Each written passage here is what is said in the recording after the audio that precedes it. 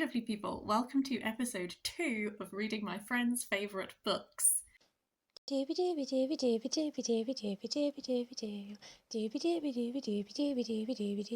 vlogs. This is a trend that I have seen all over the internet. I particularly enjoy Jen Campbell's take. She's done Reading Her Friends Who Are Authors' favourite books. Also How to Train Your Gavin. But oodles of people have been doing it all over the place. I decided to, at the start of this year, poll my friends, find out their favourite books. I've got a little notes app on my phone. I'm working through them in batches of 3 at a time. I have already posted one video of this, and I will link that down below if you would like to see my first attempt at this.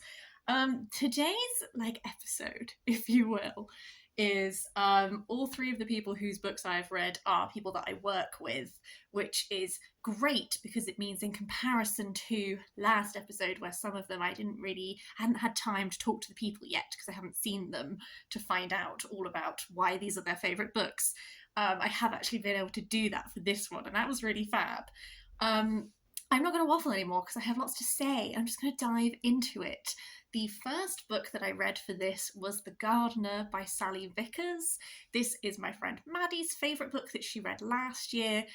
She specifically recommended the audiobook version of this, which I actually wasn't able to get my hands on, which I realise actually my library app does have the audiobook. I was under the impression that this was written by Sally Gardner, so I searched for the wrong author. So it's Salley Vickers, I know that now. A little tiny adjustment when I started reading it, and I was like, this is not a middle grade book. But this is my first Salley Vickers that I've read. What I did in my last episode is I sort of talked about, before I talk about the book, like my understandings of these people's book tastes before I went in, and then I'll summarise what this book is, and then I'll give you my thoughts on it and why I think my friend really likes it. In this case, the types of books that I had a sense of Maddie liking were very much literary fiction, I think, for sure. I know for a fact that she really enjoys the Women's Prize long list because I think last year when she was in a bit of a slump, that got her back into reading again.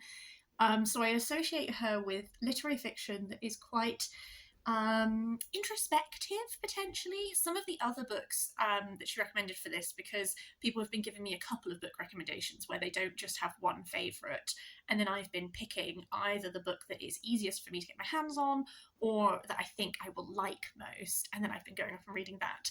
So the other books that she mentioned that were all also favourites from last year involved Our Wives Under the Sea by Julia something Armhurst, can't remember. Also No Such Thing as an Easy Job, whose author name I also don't remember, but that's a, I think, translated Japanese fiction. So my idea of what Maddie's taste was very much like literary fiction, like prize-winning fiction, that kind of thing, which is a genre that I think I've been getting more into over the last year or two. I think I feel like my literary tastes have been changing a little bit and shifting around.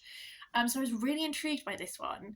The Gardener by Salley Vickers is a very sweet and lovely book, actually. We follow, and please forgive me because I pretty much immediately forget character names as soon as I finish reading books. It's a really bad habit of mine.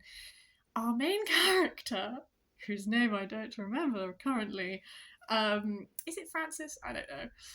She essentially, as this book goes on, you become aware that her father has recently passed away, and she had spent time with him before he died looking after him, and her sister have both inherited money from him, and they've used that money to buy a house together in Wales. And largely the book is about them doing up this house and adjusting to like small village life. And also the main character is she's recently had, before she went to go help her father, this relationship that she was in ended, so she's also sort of grieving and processing that relationship. She has a complicated relationship with her sister because their mother was quite manipulative, and our main character has always felt like her sister was the favoured one, and she was not. She had a much closer relationship to her dad. So there's a lot of like introspective relationships and that kind of thing. I know why my friend liked this. I generally really enjoyed this. It was a really sort of lovely read. Um, One thing that I particularly enjoyed right from the get go is the way that this book does nature. This is such a soothing, lovely descriptions of nature book, like particularly in the garden, but also their garden that they have backs onto sort of this stream. And so or just descriptions, like there's a description early on where she talks about spotting a kingfisher, and I just remember reading that and just being like, oh, this is going to be lovely.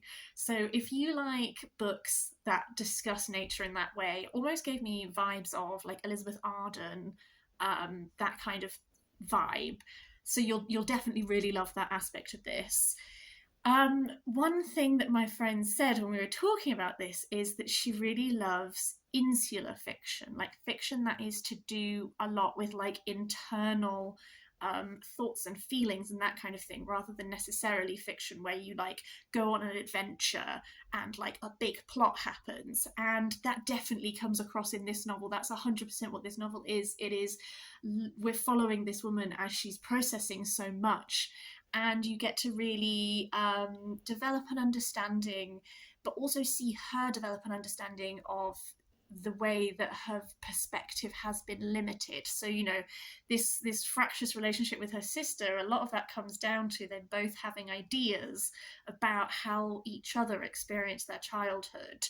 And for example, yes, this one might have been favored by the mother, but when you look at how that mother interacted with people, is it not as harmful to be the golden child of this person who manipulates and that kind of thing? Like, that's not always going to be a positive relationship, although when you're the one who's not the golden child, it can seem that way.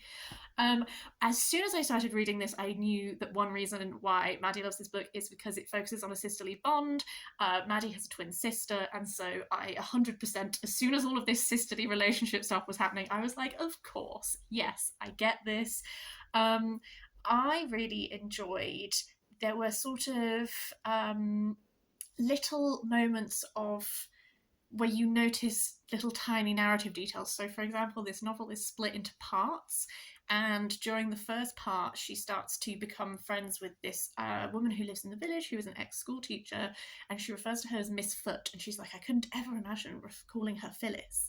And then some stuff happens, and then when part two begins, she's referring to her as Phyllis, because you can see that by that point, this is not a person in the village who is intimidating, it is a person who is her friend. There were like little moments like that where you can not, it's not like splashing out like I've crafted a novel for you, but it is little tiny moments where you go, I really see how you framed that. I see that you have deliberately highlighted this or like left it there for me to notice it. There were a few moments of this that went a little bit, not overly fantastic, but there were a couple of moments where things potentially ever so slightly magical, maybe, were hinted at, not fully explored, but hinted at. And those were a couple of other moments where, when the odd thing happens, you then think about stuff that people have said earlier, and you go, oh, there's a new light to that piece of information now. So I enjoyed that like crafting angle. Other things that my friend said when I talked to her about this book is she said it was during her peak sort of like cozy reading time, where she was doing a lot of reading that was just exploring like nature but through fiction rather than non-fiction. Although she is the person who recommended to me Small Bodies of Water by Nina Ming Pals, which I loved, which is non-fiction nature writing collection. So I think that was read at a similar time, and I can definitely see those links there. So this is definitely one which I didn't give this a 5-star. It wasn't like a brand new favourite, but as I was reading it, I was like, this is a lovely book to read.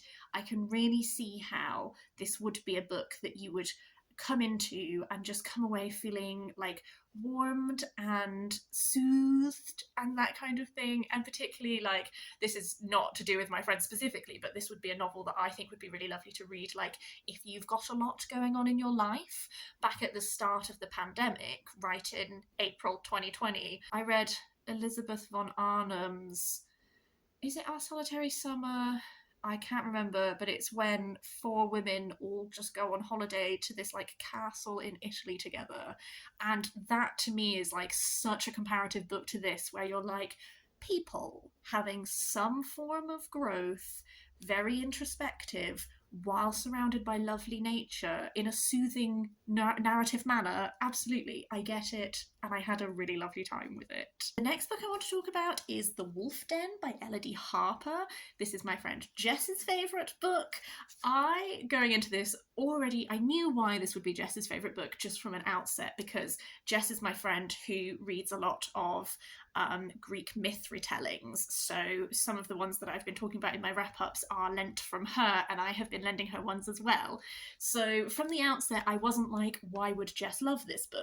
Because this is historical fiction that is set in Pompeii in the year 74 AD, and we are following a brothel. Our main character is Amara, who is Greek, and she was sold into slavery by her mother, and due to different circumstances, she has now ended up being a sex worker in this brothel. And this book is really like, we follow Amara mainly, but there is like a group of the girls that all work at this one place, and we're really like rooted in this historical moment, looking at women's experience, exploitation of women, and struggles for power and all that kind of thing. So I was like, even before I read this, I was like, I can see why someone who is interested in fiction that is focused on like the classical world, why they would enjoy the concept of this book. Absolutely. I generally really enjoyed this. I found myself very immersed in it.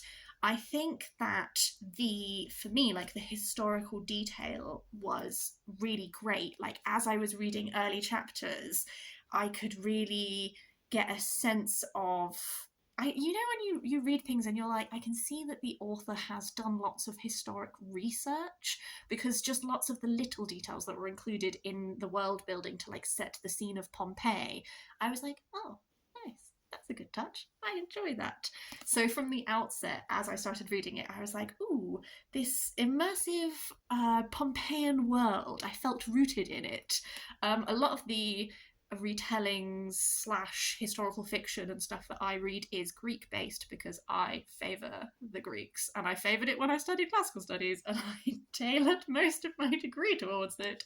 But that's not to say I don't like the Romans, but in more recent years I have been trying to read a little bit more Roman stuff to sort of supplement what I didn't study. So I really enjoyed doing a Rome focused book. This, I think, an easy comparative point is The Silence of the Girls by Pat Barker, although I think that they are narrated in a very different way and they're trying to do very different things. I can see these being comped to each other quite a lot, because both of them show sort of like the exploitation of women that is at the heart of classical civilization. This one in particular, because you have a group of women who are all based at this Wolf Den brothel, you get to really see a number of different narratives about how these women have ended up there. You have the people who were previously free, who have become enslaved, and what that experience is like from a number of different angles. And then you have the women who have never known anything different. And sometimes those differences between them do become apparent. There's definitely a power struggle within this group of friends, because as this book goes on, some of the women who start off being the most powerful women there, others' roles change in a way that disrupts what was established. And I think that that's a really interesting aspect, given that a lot of this is to do with power. So the person who runs the brothel, Felix, is a focal point for sure. It shows you the way that he exploits these women and that he's not a nice guy. But there was also some nuance with regards to how Felix was portrayed, so that you get to see almost like how, not in a way that forgives him for his actions, because he's a nasty man who does nasty things, but in a way that shows how this society is built on perpetuating cycles. And for example, how people who become freedmen then often continue to hold power by exploiting people who are in situations that they themselves used to be in, and how somehow that's something that doesn't seem to cause cognitive dissonance, but it's just like, that's how you get ahead in this society. So all of the things to do with power were really interesting, particularly because our main character, Amara, sort of desperately as this goes on, is trying to find any way to claw back some kind of agency for her life. And that means that she goes down a couple of different avenues of exploring ways in which she might be able to actually gain some control. And that parallels interestingly with Felix, with can you break out of the system without also exploiting people in the system? So that was an aspect of this that I really, really liked. This is definitely like a slow-paced book. I can really see if you're someone who likes fast-paced action, you might struggle a bit with this because a lot of it is slow-paced, character-focused. Not a huge amount happens for quite a while. I will say that. I enjoyed this because I enjoyed sitting with the characters and that kind of thing. It took a while for plot to happen. There's quite a lot of sexual violence in this, as you would expect. I do feel the need to mention it and just say that like that is something that is deeply baked into what this novel is exploring, so do be aware of that, as well as actual physical violence as well. I think that if you don't get on with Amara as a character, this will be like a slog for you, because so much of what is happening is just, we are following Amara. Things happen. They go out to try and find men. They do that, like then they do it again. Like there's certainly elements of this that at times maybe felt a little bit repetitive, but I had a fun time and I generally really enjoyed the telling of this. There is a second book, and indeed I believe there is a third book. I think I will read them if my friend lends them to me. I don't think I enjoy this enough to... It's not that I didn't enjoy this enough to read the other books. It's that I don't necessarily think I need to know what else happens to have enjoyed this. Like, for me, this could be a standalone. I am interested to see where the other books go, but I've not left it at a point where I am like, I need to know what happens next, because I feel like this tells a rounded story, and I'm interested to see if the other novels tell tales that are... if the continuation of this narrative is needed, or if maybe the second book might be just rehashing a lot of what this is. That is just something that I am considering, that is just based on not having read that book. I cannot comment. It's merely that I think that this did what it did successfully. I question if a second book will just do the same thing again, just in slightly different circumstances, or if we will continue that conversation in like a slightly different or new way. So yes, in regards to why my friend likes this, I did chat to her about it, and I definitely like everything she said. I can really see, like, she said that she felt so immersed in it. She found it really immersive, and she found herself really attached to all of the women in this, which I really get. That sort of like character-led immersive world, like, are two things that I think are really strong about this. I also know that she does enjoy these books that are based in the classical world, that are exploring like women's stories and shining a light on areas which have previously not been focused on, and all of that. And I definitely think that this does all of those things. The final book I want to talk about in this video is Convenience Store Woman by Sayaka Murata. I can't remember who the translator is, but I will include it in the description down below. This was my friend Morgan's pick. Morgan is the person in this video whose reading taste I know the least about, because she is one of my newer co-workers. So one of the reasons why I was really interested to read this was to get more of a sense of her reading taste. The only other books that I've talked to her about are actually non-fiction books, so it was interesting to see the type of fiction that she likes. Convenience Store Woman is a very short novel. It's translated from the Japanese. We follow this woman, again, I'm so sorry, I forget everyone's names. I don't even remember she calls Amara because it's on the back of the book. But we follow this woman who works in a convenience store, and she has the convenience store gives a real like structure and purpose to her life. She is someone who a lot of the reviews that I read view as being autistic coded, although it's never actually explicitly said whether she is or not. And essentially, like, we're looking at expectations on the path of your life in particularly in Japanese society, because when she first started working at the convenience store, everyone thought it was great, but now that she is a middle-aged woman who is still working in a convenience store, she deals with a lot of judgment about that. And a lot of what the novel is looking at is sort of like her looking at her life and trying to change it based on other people's judgments, because throughout her life she has become aware of the fact that she interacts with the world differently to the majority of people, and she's often judged for the way that she interprets things or reacts to things because it's not the same as the majority of people do. And so part of what the convenience store has given her is this ability to structure her life and understand the world in a way that makes sense. And she talks a lot about copying other people. So the people that she works with, like, she copies the way that a couple of them speak in certain situations, because she notices that when she does that, people respond positively to her. And she copies the way that people dress and that kind of thing. And she talks about when she interacts with her sister, and her sister's like, wow, you've changed, you talk really differently than you used to. And she thinks in her head, and she's like, yeah, so do you, but you're not aware that you're copying people, but I can tell that you're taking on speech patterns from other friends. It's just I'm doing it consciously and you're not. This was another one that I enjoyed. What I found weird about this reading experience actually is how the book is marketed versus my experience of reading the book. So I have seen so many reviews of this before I read it where they refer to it as like quirky and funny.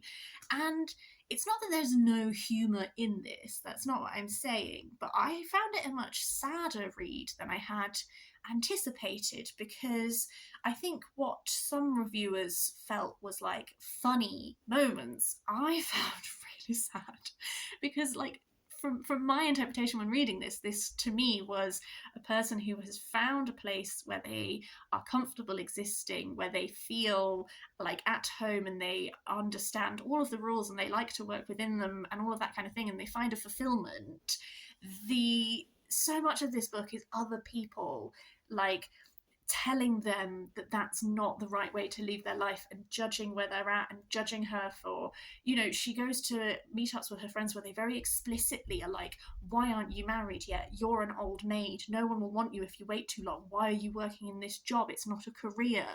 And all of these like heavy judgments on her life that were said in such an explicit way. Like, it's interesting when you read books that are translated from cultures that are not your own, because like if I had been in any situation where people spoke to me in that way, that would be like, I would be so shocked. Whereas the sense that I got is that's very much like a normalized way of commenting on other people's life if they're not adhering to what you think, what the general like accepted way of living is, and that kind of thing.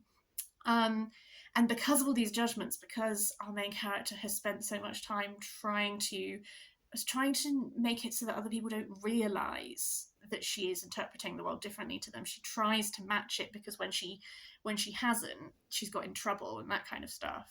So she tries to make changes to her life because she thinks that other people will then respond better, but then she just finds that she herself is absolutely miserable, and then she like falls into a depression and all this kind of thing. And so I found it really sad, because like this person, I don't know, I find it really hard to just find words that is not just like, this was so sad.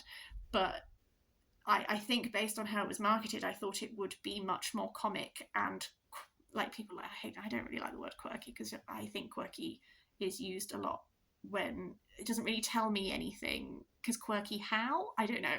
But I enjoyed this novel, definitely, and I found that social commentary really interesting. I found it strange and thinking about how I thought this book was going to be based on how it is marketed and has been reviewed. And then afterwards I went and read reviews, and it was really interesting to sort of see that review split between the people who maybe their reading experience matched mine a bit more, and then people whose didn't. And I'm not saying that my reading is correct, it's just, it's always strange. I had it with Queenie by Candice Carty-Williams. When I read that was a very different book than I than it had been marketed to me as, because it was marketed as like Bridget Jones, blah blah blah, and I was like, this is about a woman who is like processing trauma heavily and like is being sexually exploited in some ways and all that kind of thing, and it was just a very different book to how it had been marketed. And I felt very similar with this, where I was like, actually this is more interesting to me because we are exploring something that I think is more complex and that is a topic and an angle that I'm far more interested in consuming than what I thought it was. It's just strange how those two strands develop. When I spoke to my friend about it, she said that why she really liked it is that she read it last year when she was sort of like in a reading slump, and it really got her back out of a reading slump because it was really interesting. And she said it was her first dabble into like translated Japanese fiction, which is a genre that she now really enjoys. And because it's so short, it's such a quick read. I read this in a day. She said it was like that little spark that then kick-started her back into reading. Also, she said that she really enjoys when books have an interesting tone, and I will say that absolutely I can see that with this. This book has a very particular tone to the narrative style that is quite distinct, and I see it compared a lot to Eleanor Oliphant is Not Okay. Is that what that book is called? I can't remember. But as in these novels, and I think that's another one that could tie into this conversation of like being marketed as quirky but actually dealing with a lot of trauma. So I definitely see, if you're someone who finds like narrative tone interesting, this is one that has a very distinct style to it for sure. So this was another one. I think to me all of these books are around the 3.5 3.75 mark. I think this was the one I enjoyed the most because, to be honest with you, it definitely taps into stuff that I enjoy. Like, I like historical fiction. I particularly like historical fiction that is exploring like women's experiences. I enjoy narratives that are set in the ancient world which explore power and how people access power and relationships with it and that kind of thing. Those are definitely things that I find really interesting. I think that all of these are books that I wouldn't necessarily have picked up if I hadn't been doing this project. Not because they didn't appeal to me, but just because they're definitely ones that weren't at like the top of my list. But all of them I've had a really fun time reading, and I've really enjoyed the process of reading, and I definitely think aspects of them will stay with me. It's been really interesting, again, to get a better insight into my friends' tastes. There are things which, when I have books that I associate with people, but I don't necessarily verbalize to myself what aspects of them do I associate with these people. And then having talked to them about the books that they like, it's like, absolutely, you like introspective narratives, you like this historic detail, that kind of thing. So that has been really, really interesting. I have another batch ready to go. I've sort of been picking up the books either when I see them like secondhand or anything like this, or just like in little batches with an eye of doing the next batch, and so like staggering them throughout the year. So I do know what my next batch of 3 will be. However, if you're watching this and you would like to add books to the list, do let me know. I have a little notes app in my phone that I'm using to track it all, and I'm going to try and do one book from everyone who's recommended a book, and then go back through and do some of the extra recommendations as well. Whether I record videos for all of those, we'll see, but I'm enjoying doing it so far, and I hope that they're interesting to watch. I would really love to hear if you've read any of these books. How did you find them? What did you think about them? And yes, otherwise, I hope you're having a really lovely day. I'll see you next time for something different.